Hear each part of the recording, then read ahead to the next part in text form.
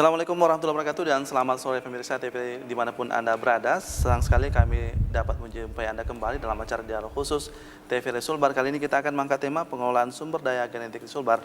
Sebagaimana kita ketahui bahwa potensi sumber daya genetik di daerah ini cukup melimpah dan dapat dikelola berkelanjutan dan diharapkan bernilai ekonomi tinggi bagi masyarakat kita. Berkaitan dengan itu kita telah menghadirkan dua narasumber terkait dengan pembahasan kita pada kesempatan kali ini. Di samping saya Bapak Kuncoro Boga Andri. Selamat sore Pak. Selamat sore. Kembali ya untuk yang kali kedua Pak untuk hadir di dialog kali ini. Kemudian di samping beliau ada Bapak Martin P. Sirapa, Ketua Tim Teknis dan salah seorang peneliti LPTP Sulawesi Barat. Selamat datang Pak di TV Sulawesi Barat. Baik, kami ajak Anda untuk menyimak perbincangan kita pada kesempatan kali ini terkait dengan bagaimana pengelolaan sumber daya genetik di Sulawesi Barat. Pak Kuncoro, mungkin sebagian masyarakat termasuk saya juga Pak masih awam terkait dengan apa sih sebenarnya yang penjabaran dari pengelolaan sumber daya genetik untuk pemanfaatan yang bernilai ekonomis ke depannya Pak. Ya. Assalamualaikum warahmatullahi wabarakatuh. Jadi kita mengetahui bahwa Indonesia berada di daerah tropis begitu ya, kemudian memiliki keanekaragaman sumber daya genetik yang tinggi. Ya, tetapi dengan adanya pembangunan ekonomi, kemudian pertumbuhan penduduk, kemudian adanya perluasan kegiatan pertanian dan sebagainya, sumber daya alam itu bergeser begitu kan ya, kemudian juga keanekaragaman juga berkurang karena tadi lahan-lahannya digunakan untuk pertanian, untuk kemudian alih fungsi lahan dan sebagainya. Jadi kita dikenal sebagai mega biodiversity, negara dengan mega biodiversity, artinya negara dengan keanekaragaman yang sangat tinggi seperti itu. Dengan adanya tadi erosi sumber daya genetik ya, pengurangan sumber daya genetik, ke depan kita menganggap bahwa perlu adanya kegiatan konservasi untuk menjaga kelestarian atau keanekaragaman yang kita miliki. Dan menyelamatkan potensi-potensi pangan ya. Betul, karena keanekaragaman genetik itu setiap individu, setiap individu ya, itu memiliki potensi baik bernilai ekonomi, kemudian bisa menjadi bernilai komersil, bisa menjadi obat, bisa menjadi bisa menjadi sumber plasma nutfah yang digunakan untuk rekayasa genetik untuk penggunaan yang akan datang. Ya Pak Kuncoro, kalau kita berbicara mengenai pengolahan sumber daya genetik di daerah Pak, di sini kan ada berbagai macam kekayaan alam, misalnya seperti komoditi pangan dan sumber daya hayati lainnya. Nah, bagaimana bentuk konsep yang ditawarkan dari LPTP Sulawesi Barat dalam rangka menjaga agar keberlangsungan dari potensi tersebut bisa berkesinambungan ke depannya, Pak? Iya. Jadi di tingkat nasional kita memiliki yang disebut Komisi Nasional Sumber Daya Genetik, dan kebetulan ketua dari Komnas SDG, kita singkat Komnas SDG, itu adalah Kepala Badan Litbang Pertanian, ya, Kementerian Pertanian. Jadi di level pusat, di tingkat nasional, Badan Litbang Pertanian menjadi koordinator ya untuk kegiatan pelestarian sumber daya genetik secara nasional, khususnya untuk komoditas pertanian tentu saja. Karena kalau kita berbicara sumber daya genetik pasti akan dekat dengan pertanian, meskipun memang cakupannya luas, bisa sumber daya perikanan, sumber daya kehutanan dan sebagainya. Nah, Kementerian Pertanian di Badan Litbang Pertanian di setiap provinsi mempunyai UPT kan, dan LPTP Sulawesi Barat merupakan salah satu UPT Kementerian Pertanian Badan Litbang Pertanian yang ada di Provinsi Sulawesi Barat. Dan kami di Sulawesi Barat sudah memiliki Komnas SDG ya, Komisi Daerah Sumber Daya Genetik untuk Sulawesi Barat. Tugasnya apa Pak? Tugasnya itu tadi melakukan kegiatan atau aktivitas pelestarian sumber daya genetik atau plasma nutfah kalau bahasa Indonesianya ya. Dan ketuanya sebetulnya adalah Bapeda ya, dan kami sebagai sekretaris yang menginisiasi, karena memang karena ketua Komnasnya adalah UPT vertikal kami di pusat, jadi kami bertugas untuk menginisiasi kemudian mengadvokasi kegiatan ini. Jadi kegiatan ini masih baru dan ke depan kami harap akan menjadi lebih besar lagi kegiatannya dan dirasakan manfaatnya. Baik, ke saya Pak Martin, ini salah seorang peneliti Pak ya, dan sekaligus ketua tim teknis LPTP Sulawesi Barat. Tentu masyarakat mungkin ingin mengetahui Pak sejauh mana peran dari kegiatan-kegiatan yang dilaksanakan di lapangan berkaitan dengan pengelolaan sumber daya genetik ini Pak. Iya, terima kasih Pak. Selamat sore.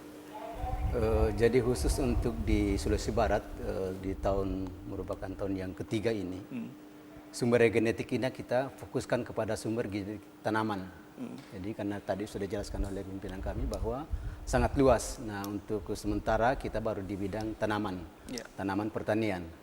Nah kita mencoba untuk menginventarisir. Jadi tadi dikatakan bahwa Indonesia adalah negara yang sangat kaya, mega biodiversity. Tetapi ironisnya bahwa kita miskin di dalam hal data. Jadi informasi yang kita peroleh itu sangat data. Nah, di Sulbar sendiri, ketika kami mulai ada di sini, karena nanti tahun 2014, kami mencoba untuk membangun pengelolaan sumber daya genetik. Di provinsi lain itu sudah lebih awal daripada Sulawesi Barat. Nah, kami mencoba untuk menginventarisir beberapa komoditas pangan penting yang punya nilai ekonomi. Misalnya Pak? Sebagai contoh, setiap kabupaten cukup unik. Nah, saya ambil contoh misalnya di Mamasa. Mamasa sangat potensial dengan sumber genetik pangan, khususnya padi lokal dataran tinggi. Nah, ini tidak bisa ditemukan di tempat lain. Dan karakteristiknya ini cukup unik ya, hanya ada di Mamasa ya untuk di Sulawesi Barat ini Pak. Iya. Jadi misalnya di atas masih ada beras merah, masih ada beras hitam yang punya tentunya sifat-sifat gen yang sangat penting bagi kesehatan. Nah ini yang kita perlu pertahankan, kita perlu lestarikan. Kemarin di tahun awal kami masih menginventarisir ada 9 aksesi, untuk padi lokal dataran tinggi khusus untuk padi sawah. Iya, tentu mungkin pengelolaan padi beras merah itu mungkin sebagian masyarakat masih menggunakan cara-cara tradisional, artinya pemanfaatan mungkin pupuk alam misalkan seperti itu, mungkin seperti itu Pak ya. Iya benar. Jadi di dalam pengelolaannya ini untuk Sulawesi Barat khususnya di Kabupaten Mamasa, tanaman ini memang tidak bisa disamakan dengan varietas-varietas unggul karena punya karakteristik tersendiri. Nah mereka biasanya itu tanpa menggunakan pupuk dengan pestisida. Nah ini biasanya beras-beras ini digunakan pada acara-acara acara-acara adat yang digunakan, dan ini punya nilai sangat tinggi. Nah ini yang penting kita jaga, jangan sampai misalnya mereka beralih ke varietas ini dan tentunya akan tidak sesuai. Ya tentu mungkin rasa dan khasan dari beras itu ya mungkin beda ya ketika menggunakan pupuk kimiawi seperti itu. Jadi di tahap awal itu, di tahun yang kami mulai tahun 2014, kami melakukan inventarisasi di beberapa kabupaten di sini. Kemudian setelah kami inventarisir, kemudian kami lanjutkan dengan karakterisasi. Namun karakterisasi masih sangat terbatas, kepada karakterisasi morfologi. Nah salah satu kelemahan kami, seharusnya kalau misalnya ada sumber gen yang kami ambil, itu kami tanam di kebun, harusnya ditanam di kebun koleksi SDG. Artinya yang terhindar dari pengaruh-pengaruh mungkin ketika ada di samping-sampingnya sering menggunakan pupuk kimiawi, harus disterilisasi seperti itu Pak. Selain daripada itu kita ingin mengkarakter sifat-sifat penting yang dimiliki.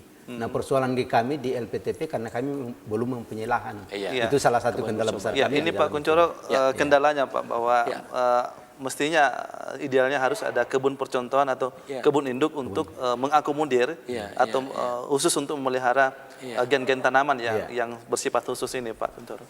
Jadi begini, dalam sektor pertanian, benih, varietas itu memegang peranan yang sangat penting begitu ya.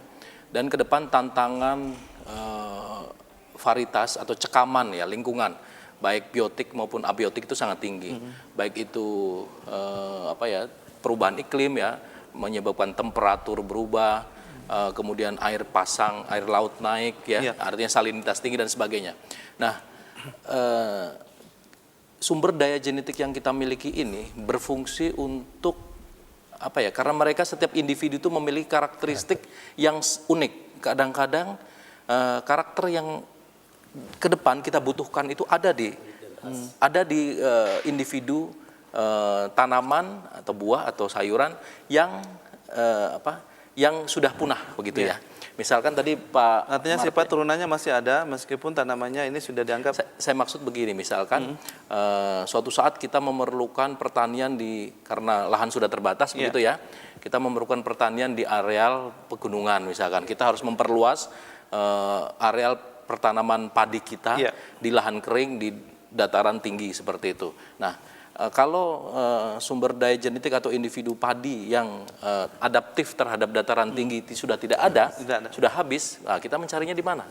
Nah, seperti itu. Jadi ke depan itu sudah dianggap bahwa punah ya. Punah gitu kan ya. Jadi ke depan kita harus memiliki bank gen ya, bank sumber daya genetik baik tanaman, kemudian tanaman buah, tanaman pangan, kemudian hortikultur dan sebagainya yang itu bisa dijadikan sumber untuk kita merakit benih, merakit varietas yang dibutuhkan di masa yang datang. Kita tidak tahu apa yang akan kita butuhkan di masa yang datang. Iya. Baik, Pak Kuncoro, Pak Martin, nanti kita akan lanjutkan Pak. Dan saudara, tetap bersama kami di dialog khusus dan kami akan kembali sesaat lagi.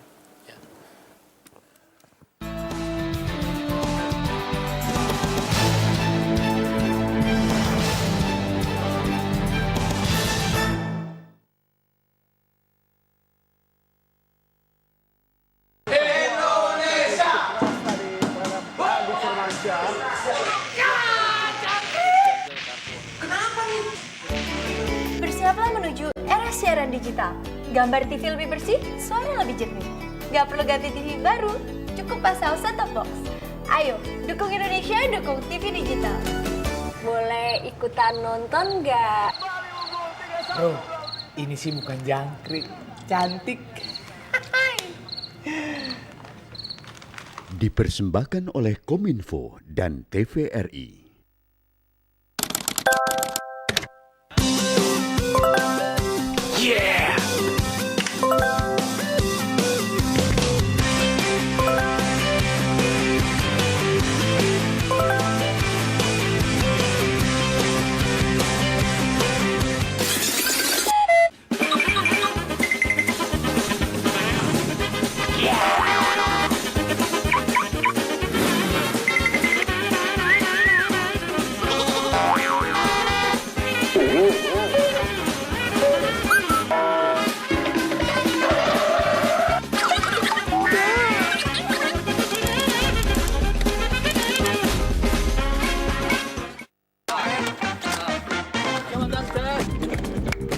Mas.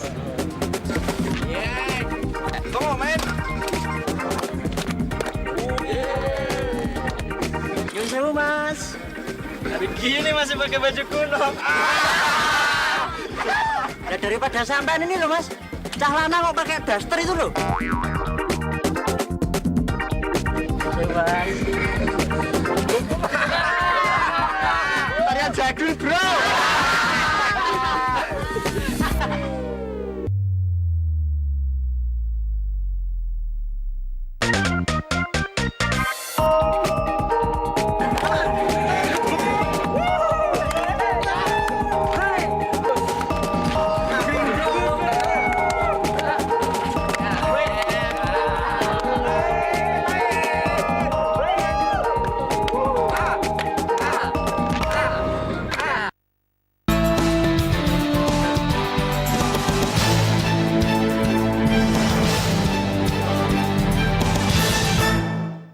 Terima kasih Anda masih tetap bersama kami dalam dialog khusus TVRI Sulawesi Barat mengangkat tema pengelolaan sumber genetik di Sulawesi Barat.